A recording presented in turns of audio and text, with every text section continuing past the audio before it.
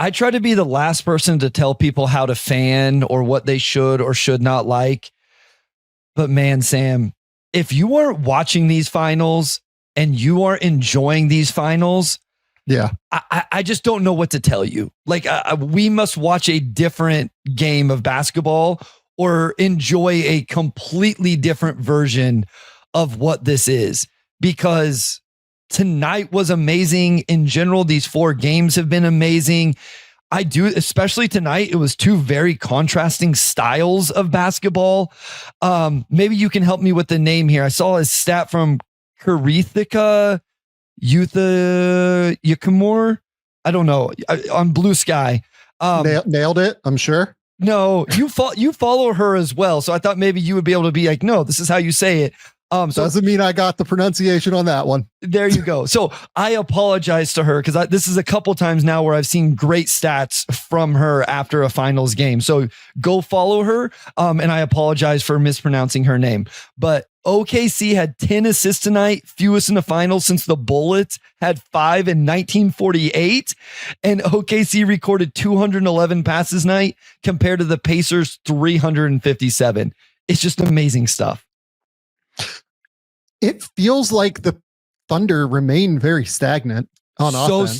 So stagnant, Sam. Nothing has really changed there. No. This is a game. The Thunder win 111-104. Let's get the final score out there. My bad.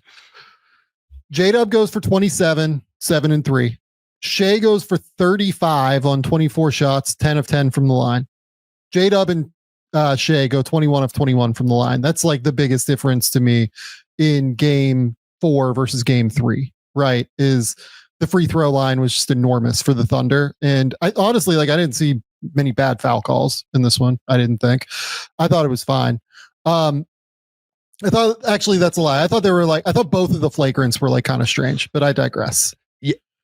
Real quick, I hope they didn't open Pandora's box where we have to call those the rest of the series, because I felt like they had to call the one on Dort after they called the one on Toppin. I actually thought the one on Toppin was worse than the one on Dort. I thought that one was a bad. I didn't understand that one at all. That one, he genuinely made a play at the ball with his left hand.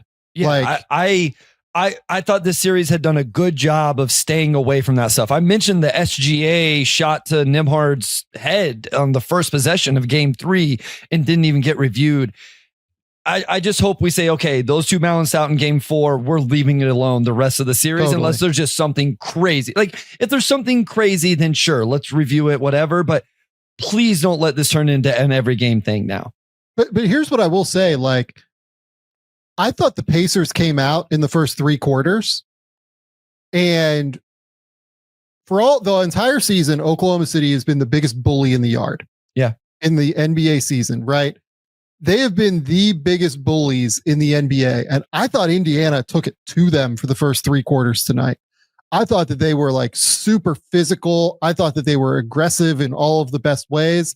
And again, that's where I'm okay, the officiating was fine to me. They let these dudes play for the most part, outside of some of those weird flagrant calls and everything like that. I'd rather see these guys play and really be allowed to be physical. And I thought both teams were allowed to be quite physical tonight. But for Indiana to be able to play that kind of style, and they were great on defense in game 3. And we talked about that extensively, I thought, after the game. But they kind of pushed them around. That was a bit wild.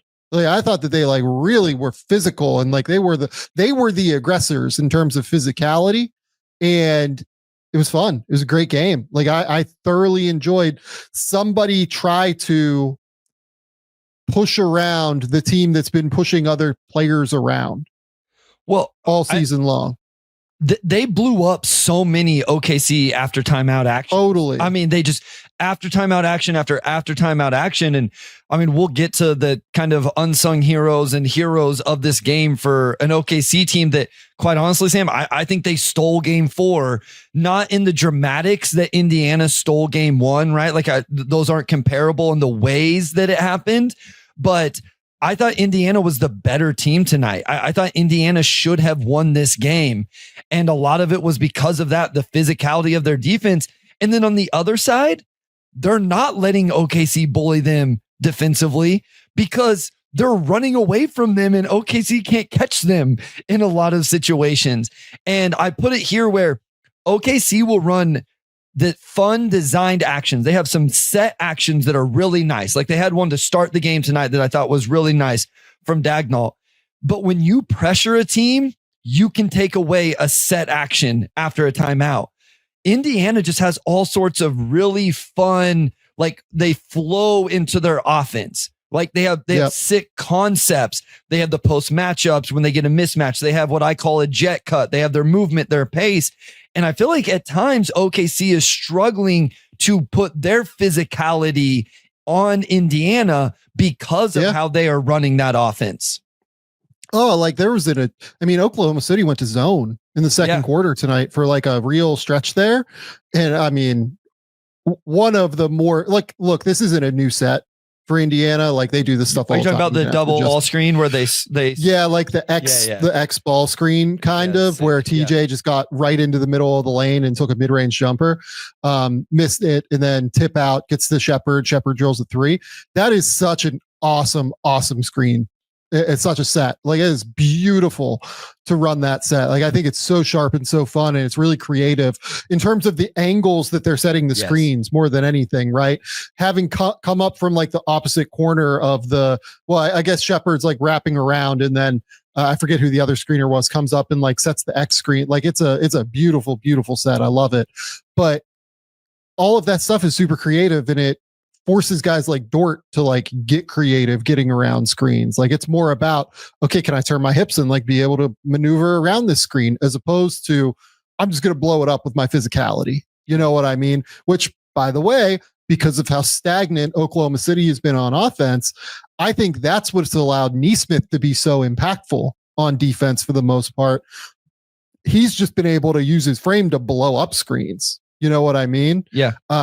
Like it's been really, really effective so far for him, even though, again, like the guys he's guarding are scoring, but it's JDub who's an all NBA player and Shai who's the league MVP this year. Right. So the thing I will say about Oklahoma City in this game, and again, they won, and we're saying like, what is going on here?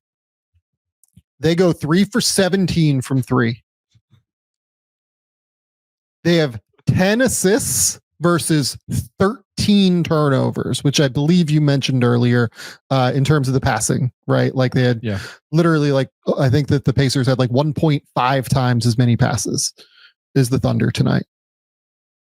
The one interesting thing that I think they did offensively, and now we're just like really jumping around, I guess, but like the thing that they did offensively tonight is they had JDub be like the point more consistently as opposed to Shai tonight. And I thought that was a really interesting idea.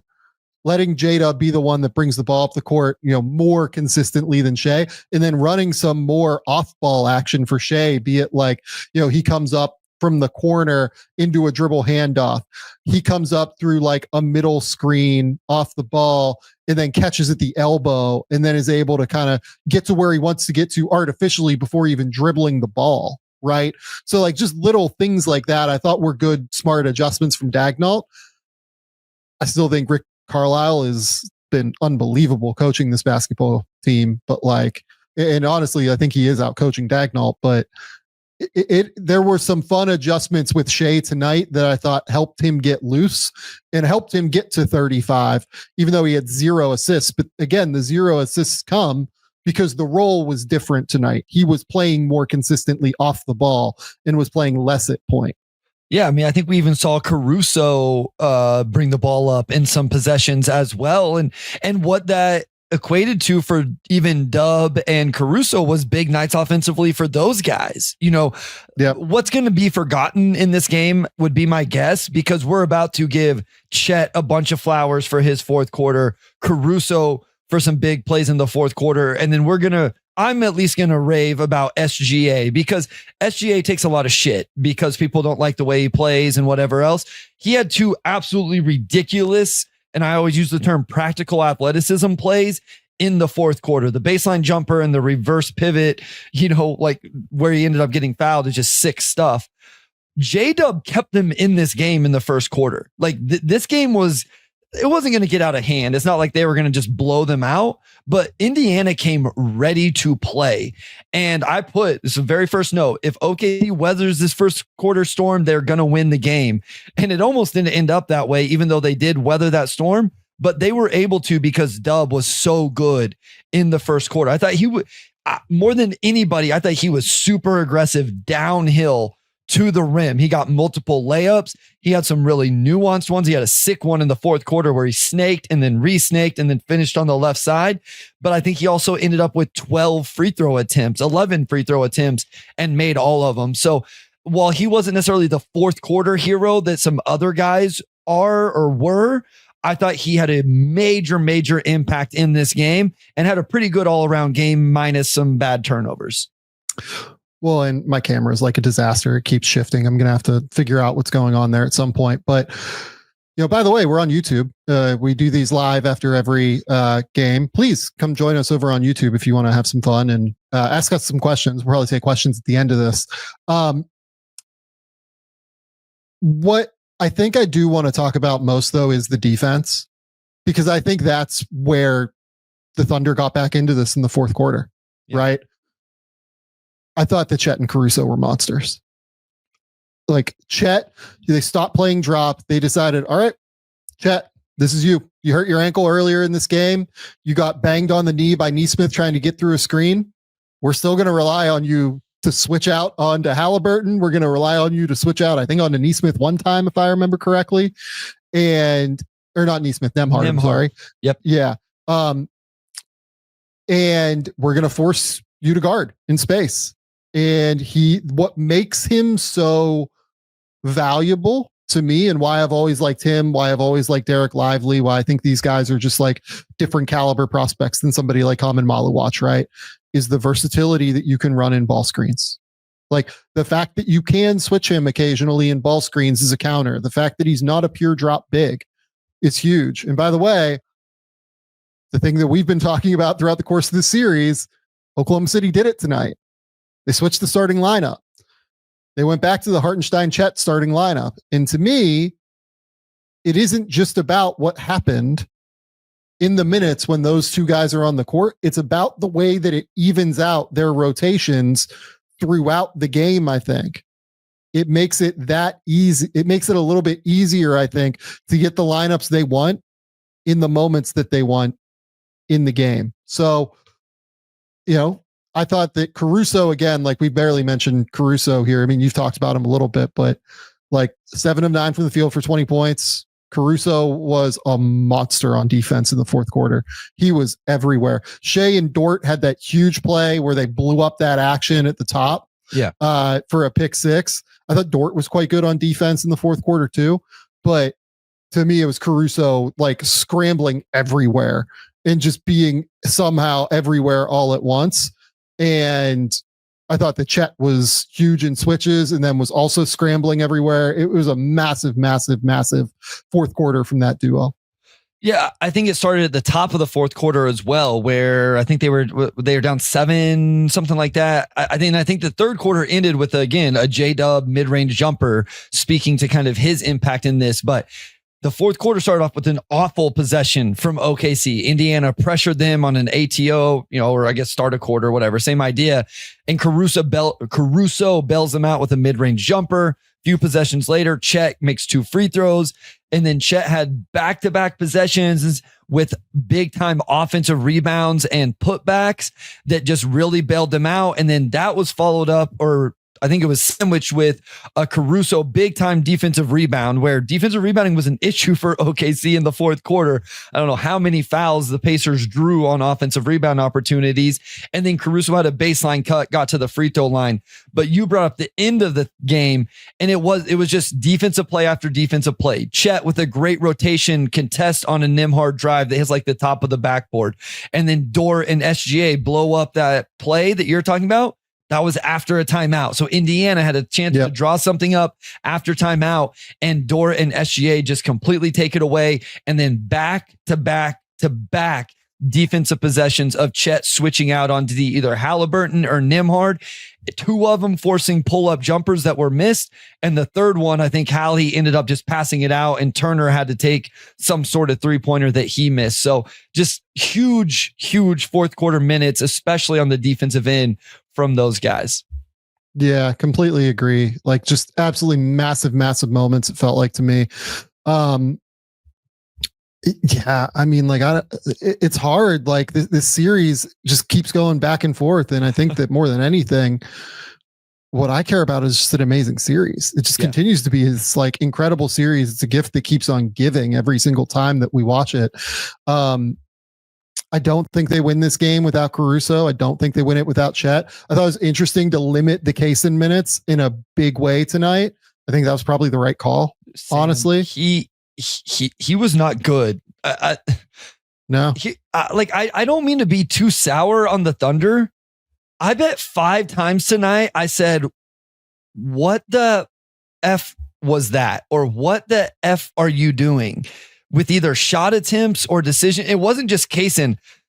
Like we've talked about Isaiah Joe and I love Isaiah Joe. And it happened again tonight though. He came into the game. He gave up 6 points and 2 fouls like that. And then he didn't hit shots. So the minutes were even worse. Even it's funny. Again, single game plus minus. He used +2. I don't trust that. I don't think Aaron Wiggins has been great in his last 2. Kenrick Williams gave him a little bit. I thought he was pretty good tonight. Yeah. Like I think maybe it's Caruso and Williams. Like if Dagnall's gonna do something, I think you obviously just stay with the starting lineup now, right? Like you won this game. You're not going to switch it now. Stay with the starting lineup. And then I would probably go 8 in game 5, I guess, with Caruso, Wallace, and Kenrich and just see. I don't have a lot of faith in Joe and Wiggins right now. And I'll be honest, Sam, I'm losing faith in Kaysen Wallace in this series. And I love Kaysen, but they destroy him every time he gets switched onto Siakam or Turner or even Toppin. Or Halliburton. The one that they really attack is Halliburton, I feel like, at the end of the first. Look, I'm probably trying, I'm not playing Joe in the next game. Like, I am probably trying Wiggins because we've seen if Wiggins gets hot, like, he's just a huge difference maker for them. Sure. He's the Mathurin. He's not quite as good as Ben, but, like, he's the Mathurin of Oklahoma City on some level, where if he has it going on offense, like, he's a super valuable piece off the bench for a team that does really need some bench scoring, right? Like, Caruso is not going to drop 20 every night, right? Yep. So give him the 5 minutes, see if he can score 8 points. If he does, then you give him another 5 minutes and see what happens. That's probably fair. Kind of going into the other side now with Indiana, again, just like a huge bench game from Obi Toppin, him making those 2 threes, I think in the third, just absolutely massive shots to get them back rolling. I thought that Siakam was huge for them, especially in the first half. I thought his overall two-way play in this game was enormous. The way that he's cutting off angles, the way he's cutting off drives, like his help defense is everywhere for them. Halliburton was up and down for me. The turnovers are pretty real in the series. Like he's turning the ball over way more than what he typically does in a game, right? That's kind of his whole MO is the assist to turnover ratio and the ability to get efficient offense. Over 4. They forced 5 tonight. He was really good. They were really good against him. He had some big moments though. Like he had those 2 drives. I think it was in the third or second. I can't remember. I think it was the end of the second where they, really pushed it back out after that 7-0 run by the Thunder. And they ended up taking the lead going into halftime. Nembhard was tremendous again on defense, but again, this is a bad Mathurin game, and it was a particularly bad Mathurin close of the game where he commits 2 off-ball, prior to inbounds fouls, and that's just a shot, and OKC continues to have the ball, and he misses the free throws as well. Like, we've gotten real trick or treat Ben Mathurin throughout the course of this series. Sometimes he's great, sometimes it's a problem. Well, and to that, the only reason he was in the game though was because of something else I want to talk to you about. I felt like Dagnall/SGA made the decision that I don't want to deal with Andrew Nembhard anymore.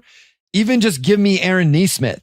I feel like in the final 4 minutes, they went at Neesmith at the elbow with switches. And then he drew at least 2 fouls in those scenarios. But the reason Mathurin was on the bench was because Neesmith fouled out. And so I'm just wondering, I think Neesmith is a really good defender. But as we know, some of these guys, like certain matchups, certain players, body types, whatever, are better or worse. I wonder if we see OKC go to that earlier in game 5, even if it's just to get Neesmith in foul trouble, right? Like maybe it's a thing where they just think he gets a little more handsy, a little more jumpy, a little bit more out of position where SGA can draw fouls on him. And then they get into that Pacers bench a little bit quicker or something. So it's just, I feel like they tapped into it at the end of the game here. It worked. It was effective. And I'm interested to see if they go to it early in game 5. Yeah, I mean, really, like the end of the game, like a real key might have been Neesmith fouling out. Yeah, and like they had to have Mathurin in there. It's interesting. It's really interesting to try and figure it out. Like their bench unit, by and large, really got hit in this game. Yeah. They lost a lot of those minutes with the bench unit. How did you think the 2 big unit played for Oklahoma City? I thought it was fine. Like I didn't think it was groundbreaking.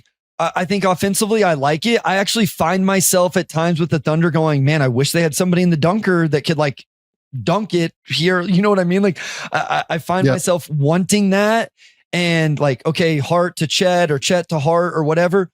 I don't think it's hurting them in defensive transition at all, Sam. I am a little bit worried about like their ability to scramble and chase Indiana around in the half court with both of those guys out there. But I don't know that I thought their ball screen coverage was not great for most of the game. It seemed like they weren't navigating screens or they were getting confused on whether they wanted to switch or not. And like, to your point, their best stretch of basketball was when in the fourth quarter, specifically late in the fourth quarter. And what did they do? They just decided they would switch. Right.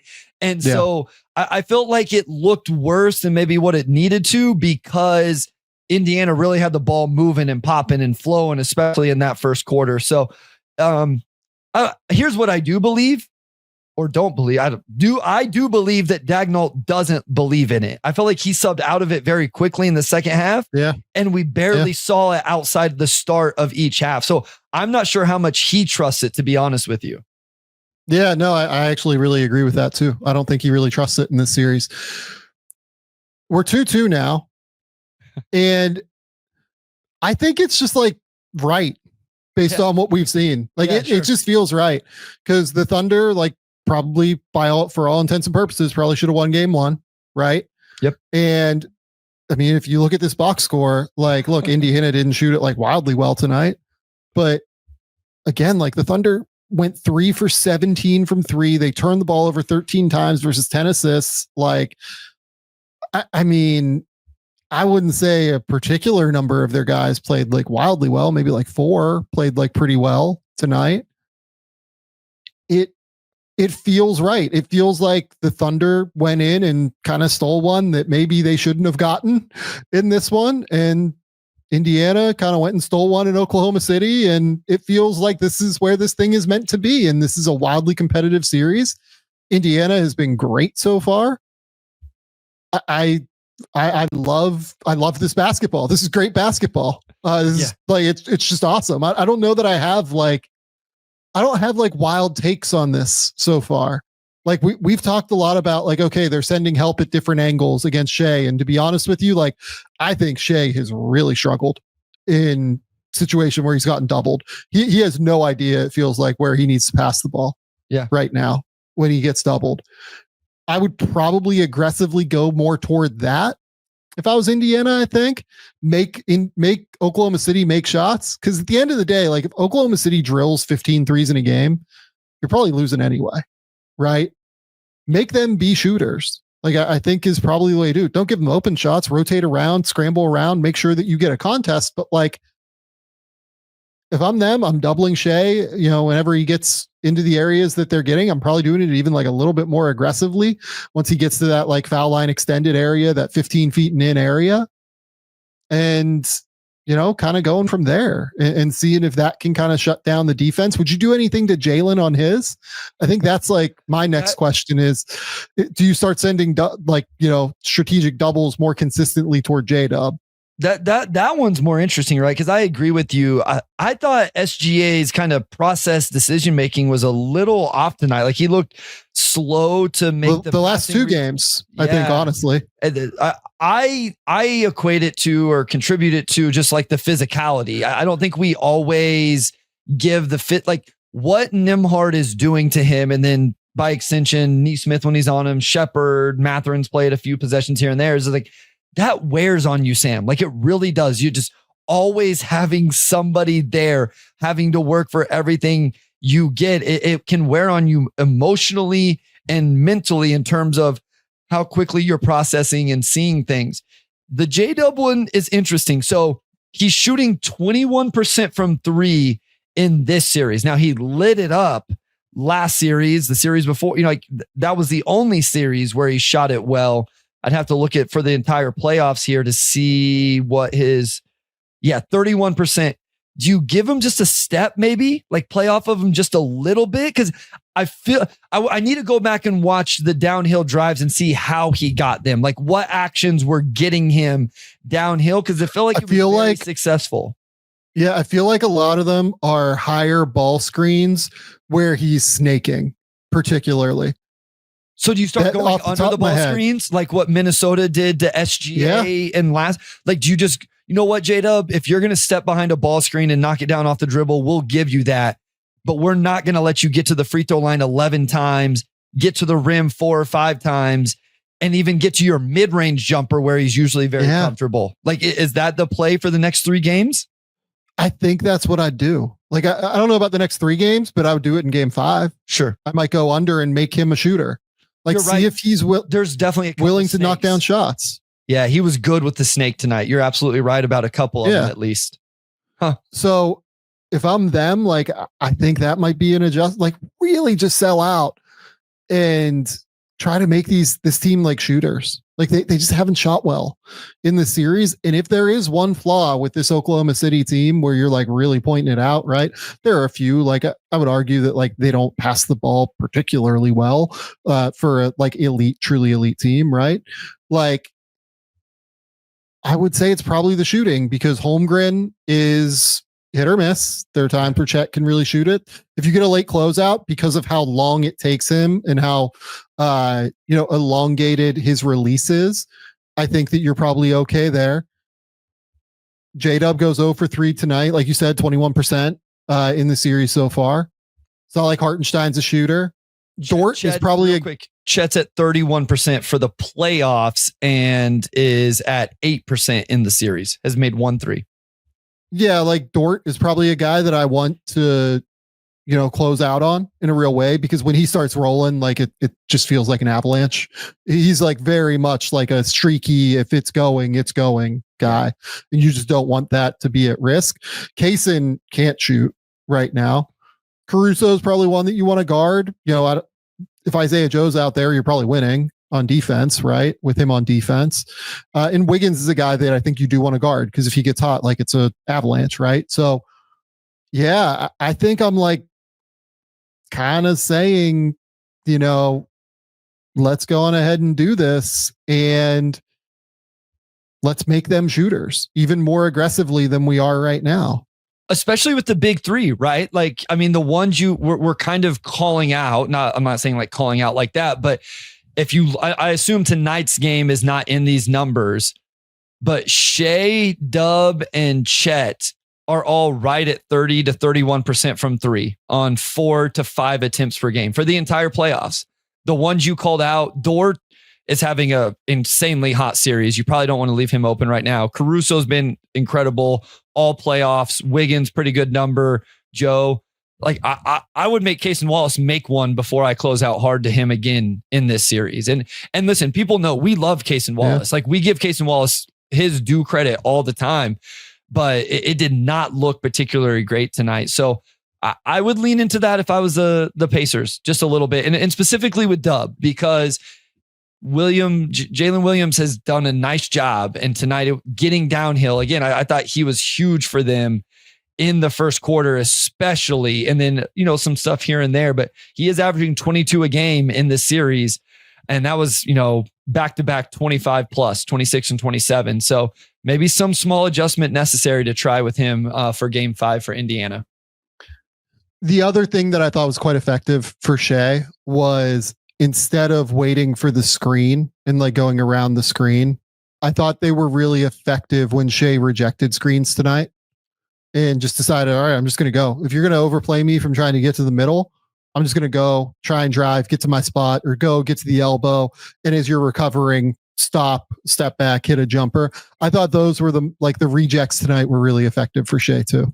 Yeah, I liked him just running that ball screen stuff because he can either reject it, or I think the Pacers bigs, I know they got a turnover off one of them, but I think they're susceptible to, we talked about JDub snaking them. SGA can split those. Like, I just think attacking those ball screen situations for both of those guys is really, really interesting. So I assume we continue to see quite a bit of ball screen action out of that. For Indiana, like, you got to get Turner going. You got to get more out of him somewhere. I thought he came out with good energy to start the game, but he ended up 0 of 6 from the 3-point line. I mean, thank goodness for them that Toppin had the game he had. Well, the interesting thing on how they got Turner going to me was they played like Oklahoma City with the 2 big lineup, played a lot more at the level, I felt like, of the screen tonight. Or like at times, like even like they blitzed Halliburton a couple of times with like the big, and he just hit the short roll. Like the short roll in the first quarter between Toppin and what were your thoughts on huge Dagnall going to that? Because I don't like that. Like putting 2 I don't on like Halliburton makes no sense to me. Putting 2 on Anthony Edwards makes sense, right? Be a decision maker. And correct. We said it with SGA there, and SGA may prove like maybe he'll hit 12 assists in game 5 if they do that to him. We know what Halliburton will do if you put 2 on him. I thought that was a very interesting coaching decision from Dagnall to start the game that quickly did not work. And thankfully he quickly stopped trying to do it. Yeah, I did not understand coming out and doing that. I thought it was super weird. I guess like come out and just give it a look. You know what I mean? Like just make them like think a different way, maybe. I don't know, but it didn't logically, it didn't make much sense to me, maybe is the way to put it. But they're, surprising the opponent is also a valuable thing. You know what I mean? Like if you can catch them by surprise because they're not expecting something, sometimes that works. Okay, look, I mean, we had Oklahoma City winning the series coming into tonight. I think we're still probably there. I mean, it's so weird because like they stole this. Like I think they didn't play super well tonight, and they stole the game. Right? Like part of me in my head is almost like, I don't know. Like I think this is tighter, maybe even than what I thought. Right? Like it's no, for sure. I don't know how much this changed my thought process. I mean, Sam, I was ready to come on, call Pacers in 6.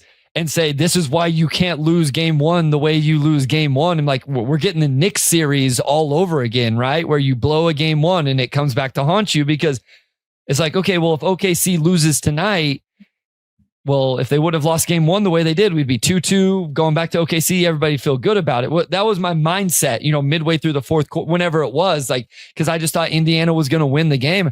Shoot, I was trying to decide, am I going to pick Pacers in 5 or 6? Like they kind of have the mentality, they'll just go to OKC and close this thing out, like enjoy winning it on the road. And then, like I said, we mentioned Caruso, Chet. I do want to mention, Shai hit a catch and shoot 3. They make 3 threes all game long. Yeah. One is a huge one from him. The baseline jumper that he made where he's like off balance, like is sick. Yeah. And then again, the ability to reverse pivot and get on. The practical athleticism is unbelievable. So I'm Thunder in 7. I don't think even at 2-2, even where I don't feel great about how they won tonight in terms of the 48 minutes of game, I picked them all year and I'm not going to change now where they still have home court advantage. I think they can win 2 at home. But I have learned to not discount this Pacers team. Like absolutely, this team is not going to back down. I expect them to respond. I wish I could get tickets or something. Driving down to OKC would probably be worth it on Monday, because that is going to be insane. These next 3 games are going to be, I hope we get 3 games. And if we do, they're all going to be incredible atmospheres. Yeah. And we probably haven't talked enough about Shai to close the game, right? Drills that 3, goes and hits that mid-range jumper, gets the 2 big free throws there as well. I think he might have had 9 straight points for them to finish it, if memory serves, because he had he made the 3, then the mid-range jumper, then the 2 free throws on the drive, and then he, I think, made the 2 Mathurin like loose ball, off ball free throws, right? Yes. Is there anything in the middle of that maybe? Well, he had 2 free throws before the 3 also. Did you get those? No, I didn't actually. So they out of timeout, they went to the action. This was the final 4 minutes. They come out of an after timeout action, and that's where they started hunting Naismith. And the first possession at the elbow, he draws a foul, gets to the free throw line. Then they came back and he got the 3 that started the sequence that you were talking about. Yeah. So he had 13 of their final 14, I believe is the number. 13 of their final 14 points, only broken up by a Lou Dort free throw. He helped create the turnover with Lou Dort to get him to the free throw line. That's right. Transition. Yes. I mean, unbelievable from Shai at the end of that game. He look, we've been talking about the fact that like he's going to have to make a big shot. He's going to have to make big shots. He's going to have to do something. Like we just haven't seen, we've seen it like a couple of times in the playoffs, but like maybe not quite as much as what he's, because they blow out teams when they win a lot of the time. Right. Sure. And a lot of the losses are close and it hasn't been super sweet. Right. But tonight he like stepped up in the biggest way imaginable, and, basically brought this thing back to a 2-2 lead or 2-2 tied series, going back to Oklahoma City where they're absolutely elite at home. I mean, we talked about it after game 3. We gave all the net ratings and the clutch stats and all of that stuff and how much better Indiana has been than the Thunder. And that's a huge win. Like that's a huge monkey off your, whatever you want to say, whatever cliche you want to use. It's not just being 2-2 and winning a game. OKC has to take a lot of confidence that they finally got over that hump. It would have been one thing to go in there and blow them out, but to be kind of outplayed all game long and then find a way to win in the 4th quarter and close it out in clutch time. One thing I will say, they better find a new sideline out of bounds play, because if they don't, they're going to lose one of these 3 games in that situation, because if Mathurin doesn't bail them out, they're not getting open. I know it's a very nuanced thing. I did not like the sideline out of bounds play they were running to try to get Shai the ball. They were essentially running right into where Halliburton was standing guarding the out of bounds guy. So anyway, little small thing, but they get late in the game again, watch the sidelines out of bounds action to get open, see if Dagnall comes up with something different over the next couple days.